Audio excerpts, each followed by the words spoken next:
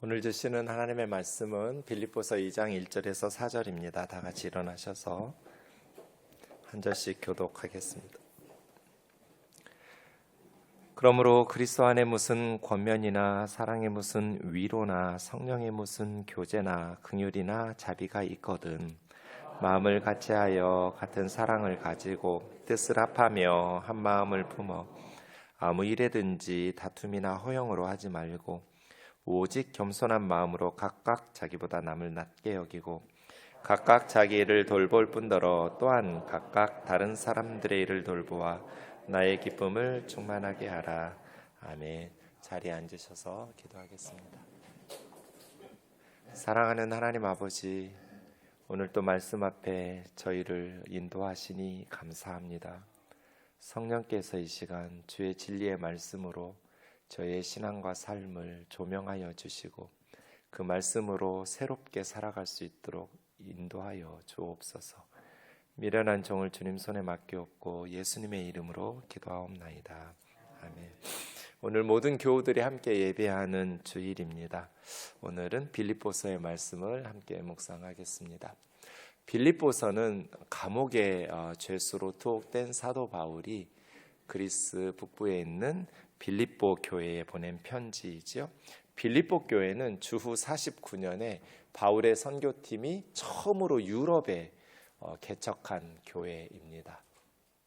그래서 로마 감옥에서 쓴 옥중 서신들 중에 빌립보서가 포함되어 있습니다. 빌립보서 4장 1절 말씀에 보면 나의 사랑하고 사모하는 형제들, 나의 기쁨, 나의 면류관인 사랑하는 자들아. 한 구절에 사랑한다는 아가페가 2번이나 있고요. 사모한다는 말도 있고요. 바울의 기쁨이고 면류관이고. 그래서 제가 빌립보서를 읽을 때마다 꿀이 뚝뚝 떨어지는 것 같아요. 바울의 눈에 그냥 하트가 뿅뿅뿅뿅 꿀이 뚝뚝 떨어지는 빌립보 교회는 바울의 기쁨, 바울의 면류관 그런 교회였습니다. 그런데 오늘 본문에 보면 빌립보 교회에는 문제가 한 가지 있었습니다. 오늘 본문은 문장이 하나예요. 4절로 되어 있는데 원문에도 그렇고요. 한글 번역도 그렇고요. 하나의 문장이에요.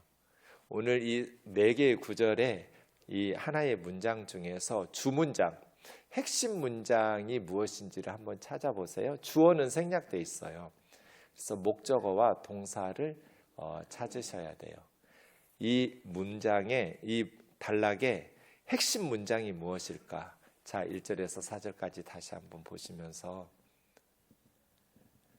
주문장의 목적어와 동사는 무엇일까요?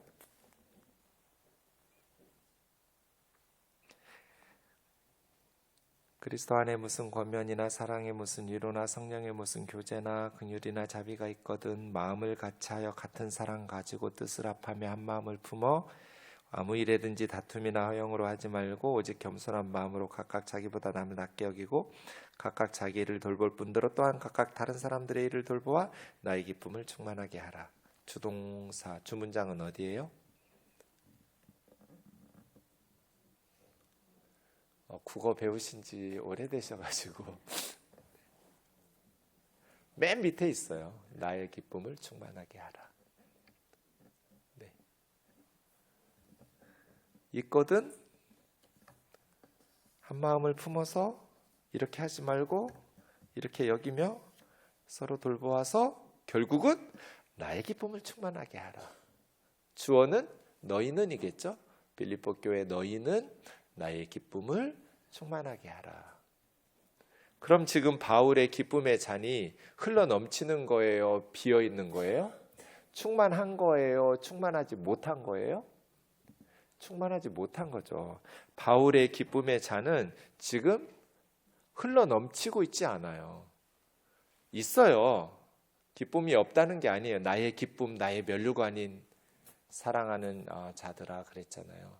빌립보 교회는 바울을 정말 기쁘게 하는 바울의 기쁨인 교회였어요. 그런데 바울의 기쁨의 잔은 충만하지는 못했어요. 흘러 넘치지는 못했어요. 비어 있었어요. 왜? 바울의 기쁨의 잔은 충만하지 못하고 흘러 넘치지 못하고 비어 있을까요? 왜 가득 채워지지 못했을까요? 오늘 본문 다시 보세요. 왜 바울의 기쁨의 잔이 충만하지 못했는지 그 이유를 찾아보세요. 왜 그래요? 왜 빌립보 교회는 바울에게 기쁨을 주는 나의 기쁨인 그리고 면류관인 교회인데 왜 바울의 기쁨의 잔이 충만하게 하지는 못하는 교회였어요? 원인이 뭐예요? 여러분 모르시는구나. 저 가는기 먹은 거. 여러분 그렇게 입에서 웅성웅성 하시면 저 못 알아들어요. 저 가는기 먹어가지고요. 뭐라고요? 원인이 뭐예요? 네, 분열, 다툼, 허영. 2절, 3절에 있죠? 네, 2절에서 마음을 같이 하고 같은 사랑 가지고 뜻을 합하고 한 마음을 품어. 이게 뭐예요? 그러지 못하다는 거잖아요. 왜? 3절에 다툼과 허영 때문에. 그거 하지 말라는 거니까. 그러면 빌립보 교회는 분쟁이 있었죠. 다툼이 있었어요. 바울의 기쁨이고 면류관인 교회였어요. 그런데 바울의 기쁨의 잔이 충만하게 차서 흘러 넘치지는 못하는 아쉬움이 있었어요. 원인은 다툼이 있었어요. 분쟁이 있었어요. 4장 2절 3절 말씀해 보시면 유오디아와 순두계라는 3절에 복음에 나와 함께 힘쓰던 저 여인들이라는 거 보니까 자매들이에요. 바울과 함께 선교 사역에 힘썼던, 복음을 위해서 힘썼던 자매님들 중에, 그러니까 빌립보 교회의 여성 리더들이겠죠. 유오디아와 순두계라는 두 자매님이 서로 분쟁이 있었어요. 주 안에서 같은 마음을 품으라 이렇게 말하는 것을 보니까 지금 유오디아와 순두계 권사님들이 한 마음이 아닌 거예요. 그래서 교회가 분쟁이 생겼어요. 우리가 싸우면 주님의 기쁨의 잔은 비게 돼요. 교회에서 서로 싸우면 주님이 우리를 기뻐하시죠. 우리는 주님의 기쁨이에요. 주님의 면류관이에요. 그런데 우리끼리 서로 싸우면 주님의 기쁨의 잔은 충만할 수가 없어요. 비워지잖아요. 1절부터 다시 자세히 보겠습니다. 원어로 보면 1절은 A라는 말이 4번 반복돼요. A라는 말은 영어로 if예요. if. 만약 뭐뭐 있다면 그런 뜻이에요. 이게 4번 반복돼요. 만약 그리스도 안에 무슨 권면이 있다면, 만약 사랑에 무슨 위로가 있다면, 만약 성령의 코이노니아 사귐이 있다면, 만약 너희 안에 긍휼과 자비가 있다면, 만약 있다면 여러분 빌립보 교회에 있었을까요? 없었을까요? 이 4가지가 있었죠. 없으면 교회가 아니에요. 그리스도 안에 권면이라는 것은 알아듣도록 권하고 또 격려하는 걸 권면이라고 해요. 주님의 말씀 안에서 우리가 권면을 받죠. 그게 없으면 교회가 아니에요. 사랑에 무슨 위로가 있다면 사랑으로 돌아보는 위로가 있어야 교회죠. 성령의 어떤 교제가 있다면 성령 안에서 사귐을 나누는, 성령을 따르고 성령과 함께 살아가는, 또 성령의 은혜와 복을 누리는 성령의 사귐이 있어야 교회죠. 긍휼이라는 스프랑크나는 사람 속에 있는 내장기관을 말해요. 심장, 간, 허파 이런 걸 뭉뚱그려서 스프랑크나 그래요. 긍휼, 그러니까 자비의 근원이죠. 마음, 출처예요. 그 다음에 자비는 긍휼히 여기는, 불쌍히 여기는 마음, 긍휼 자체예요. 그러니까 너희 속에 심장이 있고 그 심장에서부터 나오는 긍휼히 여기는 마음이 있다면, 그래서 이 말은 좀 아파요. 다 있었거든요. 꼭 저는 1절 읽으면 이런 느낌이에요. 엄마가 일찍 떠났어요. 아이를 남기고. 그래서 아빠 혼자 그 아이를 젖동량 해가면서 키웠어요. 고생하면서 엄마 역할까지 해가면서 아들을 열심히 키웠는데 아들이 잘 자라다가 청소년기에 나쁜 친구들 만나가지고 탈선해서 자꾸 못된 짓 하는 거예요. 그 아들을 불러놓고 아버지가 뭐라고 그러겠어요? 아들아, 네 엄마 일찍 떠나고 내가 너를 혼자 키우면서 아빠가 나름 부족했지만 최선을 다해서 너를 위해서 일하면서 너 하나 잘 키우려고 이렇게 고생하면서 아빠가 살고 있는데 네가 이 아빠를 불쌍히 여긴다면, 네가 이 아빠의 수고를 인정한다면 탈선을 멈추고 착하게 바르게 살아라. 꼭 그렇게 말하는 것 같아요. 지금 로마 감옥에서 죄수의 신분으로 그리스도를 위해서 지금 언제 끌려나가서 처형당할지 모르는 영적 리더였던 사도 바울이 빌립보 교회 성도들을 위해서 만약 너희들에게 그리스도께서 주시는 권면이 있다면, 사랑의 위로가 있다면, 성령의 교제가 있다면, 긍휼과 스프랑크나와 자비가 있다면, 있죠. 있으니까 교회죠. 있으니까 성도예요.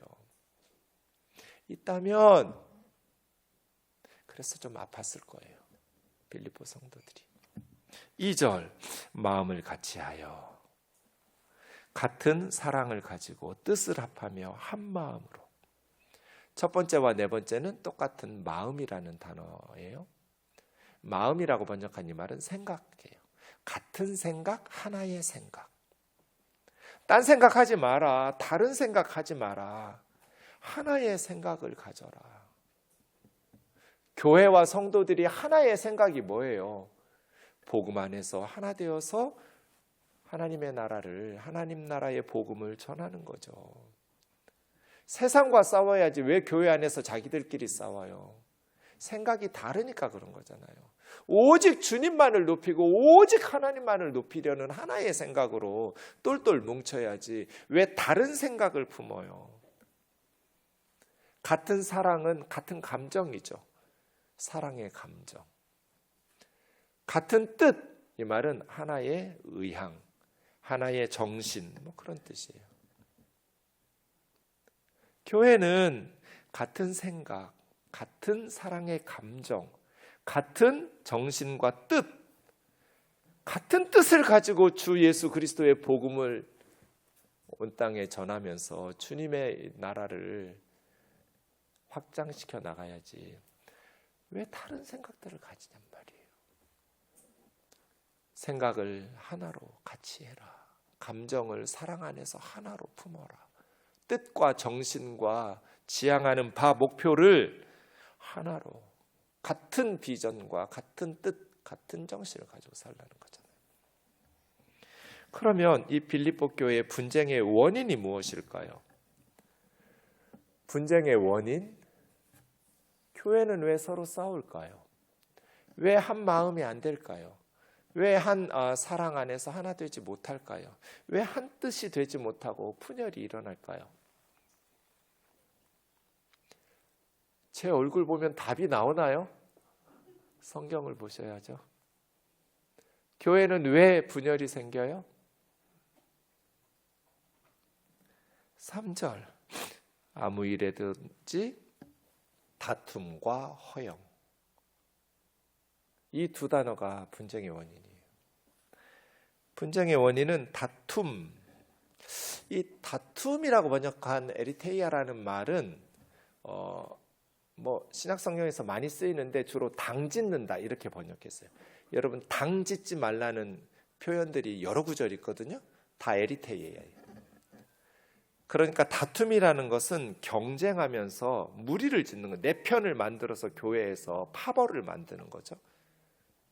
그래서 주님을 위해서가 아니라 자신의 이익과 자신의 뜻을 관철하기 위해서 무리를 지어서 경쟁하는 거. 다툼이죠. 자기 뜻대로 해야 되는. 허영이라고 번역한 케노독시아라는 말은요, 허풍 떠는 거, 자만하면서 헛된 자랑하는 거. 그러니까 자기를 과장하면서 자랑하고, 근데 속은 텅 비어 있는 거. 이런 걸 케노독시아라고 그래요. 네. 케노독시아, 에리테이아, 이 두 단어예요. 그러니까 빌립보 교회의 유오디아와 순두계 권사님들은 우리는 하나라는 의식이 깨지고 남남의식, 타인의식이 생겼어요. 그러니까 한마음 한뜻이 되지 못하고 서로 경쟁하면서 다툼이 생긴 거예요. 그러니까 교회 안에 두 사람을 편드는 파벌이 생긴 거예요. 당이 지어졌어요. 이걸 에리테이아라고 그래요. 다툼. 그러니까 교회 안에서 신실하게 하나님을 섬기는 것이 아니라 허영, 케노독시아예요. 헛된 영광을 추구하면서 교회가 이렇게 싸우고 있으니 어떻게 하나님께 영광을 돌릴 수 있겠어요? 우리 안에 다른 사람과 타인의식, 남남이라고 생각하면서 내 뜻대로, 자기 주장대로 관철시키려고 하면 다툼과 허영이 생겨요. 칼빈은 다툼은 각자 자기 의견을 끝까지 고집할 때, 즉 한 번 들어선 길을 따라 무모하게 돌진하기 위해서 화내기 시작할 때 일어난다. 다툼은 자기 의견을 끝까지 고집해야 돼요. 내가 사도 바울하고 얼마나 열심히 선교를 했는데 유오디아는 유오디아대로, 순두계는 순두계대로 자기 뜻대로 끝까지 교회를 주장해야 돼요. 자기가 주인공이 돼야 되는 사람들이 있어요. 모든 사람들이 다 자기를 주목하고 자기 뜻대로 해야 되고 자기가 주인공이 돼야 되는 사람들. 결혼식장 가면 신부 되고 싶고 장례식장 가면 시체 되고 싶은 사람들. 다 자기만 쳐다봐야 돼. 다툼과 허영. 제가 사랑하는 아끼는 후배가 있는데 미국에서 공부 마치고 박사하고 한국에 들어와서 몇 년 있다가 한 교회에 담임 목사로 청빙받아서 갔는데 그 교회는 오랫동안 분쟁이 있었던, 싸웠던 교회예요. 그런 교회에 담임 목사로 갔는데 너무 힘든 거예요. 그 후배 목사가 쓴 글이에요. 성찬식을 하기 하루 전날 전화를 받았다. 50대 남자 성도가 통곡을 하며 교회를 떠나겠다고 말했다. 교회에 오래 묵은 상처가 드러난 날이었다. 잠을 이루지 못하고 주일 새벽을 지새웠다. 나는 성찬식을 가장 좋아하고 기뻐했지만 그날은 성찬을 하기가 어려웠다. 이미 서로 미워하기로 작정한 그들을 보면서 사랑을 말하는 것이 힘들었다. 이 떡을 먹으라. 내 눈에는 떨어져 여기저기 흩뿌려진 주님의 몸밖에 보이지 않았다. 이 피를 마시라. 내 눈에는 주님의 피를 쏟게 만드는 우리의 칼질만이 보였다. 노안이 와가지고 나는 그날 성찬을 하며 눈물만 하염없이 흘렸다. 기쁨의 날이었는데, 부활의 날이었는데 나는 눈물만 쏟았다. 내내 울었다. 제대로 말씀을 읽을 수가 없었다. 나중에 들으니 그 무리들은 목사님은 맨날 울기만 해라며 욕하더란다. 우리는 점점 괴물이 되어가고 있다. 주님의 피, 나는 피 안 흘린다. 주님만 흘리면 된다라고 말한다. 교회 안에 눈물이 말라버린 괴물들이 가득하다. 그들은 눈물을 조롱한다. 난 아직도 그날이 아프다. 결국 이 교회에서 쫓겨났어요. 근데 교회 이름은 평안교회예요.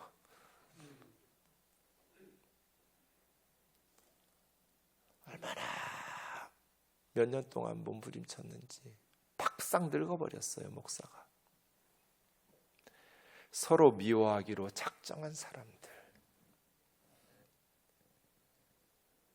성찬식을 하는데 막 눈물이 쏟아지는 걸 목사가. 그러니까 그걸 또 욕해요. 자기들 때문인 줄 모르고.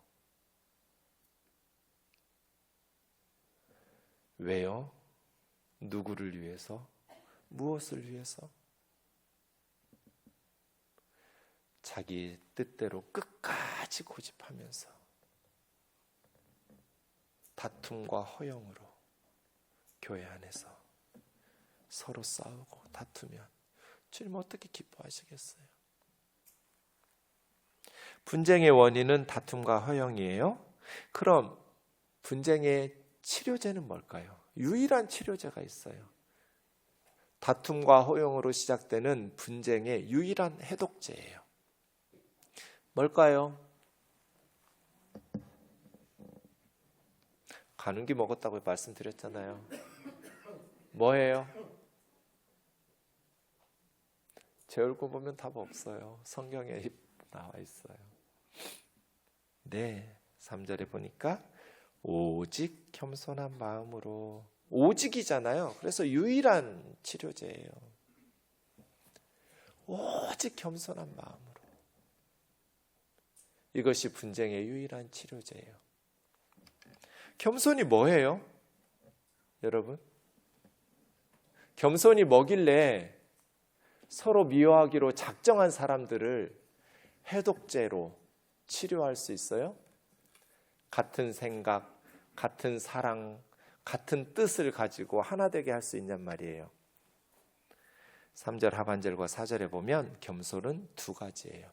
첫 번째, 각각 자기보다 남을 낮게 여기는 것.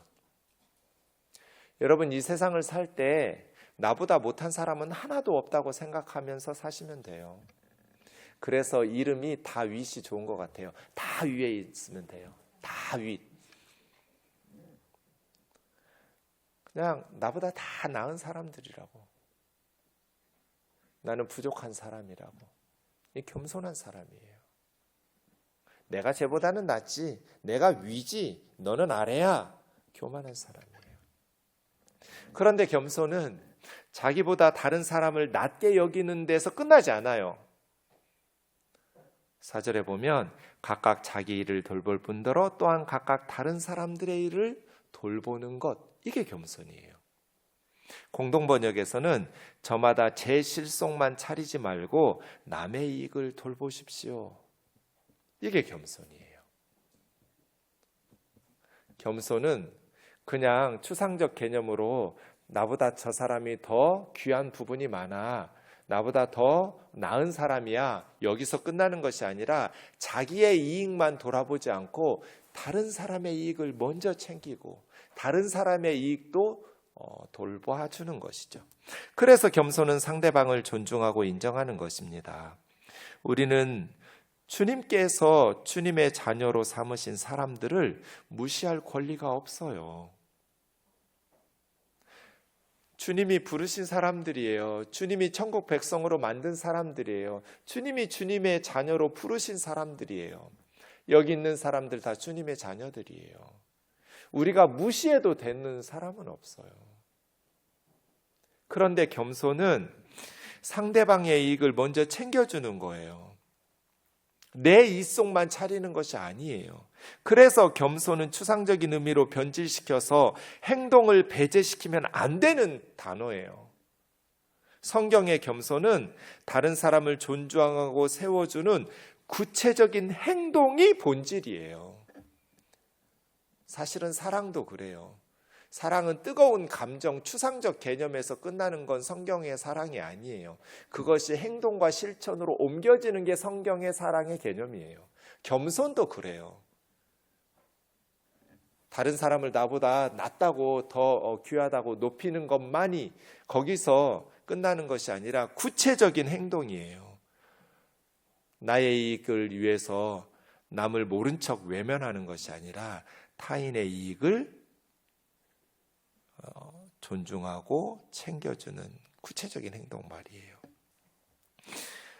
이제 5월 가정의 달이 시작되는데 가정의 달 말씀을 준비하면서 레위기 19장 32절 말씀이 들어오더라고요. 이것이 하나님 꿈꾸신 세상이구나. 같이 읽어요. 시작. 너는 샘머리 앞에 일어서고 노인의 얼굴을 공경하며 내 하나님을 경외하라. 나는 여호와니라. 샘머리가 무슨 머리예요? 흰머리, 백발, 노인들을 의미하죠. 제가 일어나고 앞에다가 그냥 제가 넣고 싶은 거 하나 집어 넣었어요. 넣어서 한번 읽어보세요. 시작. 너는 샘머리 앞에서 용수철처럼 일어서고 노인의 얼굴을 공경하며 내 하나님 여호와를 경외하라. 나는 여호와니라. 지하철 타거나 버스 탔는데 백발의 할머니 할아버지가 올라오시면 어떻게 해야 돼요? 예, 용수철처럼 일어나야 돼요. 그때 잠깐 망설이고 잘까 말까 고민하면 이상해져요. 못 일어나요. 이제 분위기에 밀려가지고. 인생은 타이밍이 중요해요. 타이밍. 그냥 하나님께서 말씀하신 대로 남들 피곤하지 않은 사람이 어디 있어요? 편하게 앉아서 가고 싶지 않은 사람이 어디가 있어요? 죽을 만큼 힘든 날이 아니면 흰머리 앞에서 용수철처럼 일어서야 돼요. 말씀대로 순종하며 사는 거예요. 노약자석이 있으면, 임산부석이 있으면 일어서야 돼요.